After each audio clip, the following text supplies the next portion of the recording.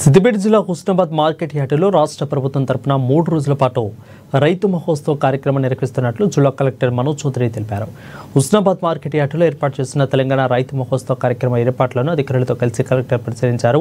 ఈ నెల 6, 7, 8 తేదీలలో 3 రోజుల పాటు రైతులకు నూతన సాంకేతికత పరిజ్ఞానంతో కూడిన వ్యవసాయం, వాణిజ్య పంటలు, ఆయిల్ ఫామ్, వ్యవసాయ రంగంలో నూతన విధానాలను తెలియజేయడమే ఈ కార్యక్రమ ముఖ్య ఉద్దేశమని అన్నారు. కార్యక్రమంలో శాస్త్రవేత్తలు, వ్యవసాయ యూనివర్సిటీ ప్రొఫెసర్లు, వ్యవసాయ కంపెనీల రిప్రజెంటేటివ్లు, ఇక horticulture, sericulture, Animal husbandry department నుండి అందరూ కూడా భాగస్వాములు అవుతారని అన్నారు. వచ్చిన రైతులకు 134 స్టాల్స్ ఏర్పాటు చేసి అవకాశం కల్పిస్తామని పేర్కొన్నారు. ప్రతి 6 గంటలకు ఒకసారి ప్రత్యేక వర్క్షాపులను నిర్వహిస్తున్నామని అన్నారు. కార్యక్రమానికి వచ్చిన రైతులకు భోజన వసతి, ఇతర సదుపాయాలు ఏర్పాటు చేశామని అన్నారు. 7th, 8th జూన్ మనకి కిసాన్ మేళా రైతు మహోత్సవం అనేది స్టేట్ గవర్నమెంట్ తరఫు నుంచి ఆర్గనైజ్ చేయబడుతుంది.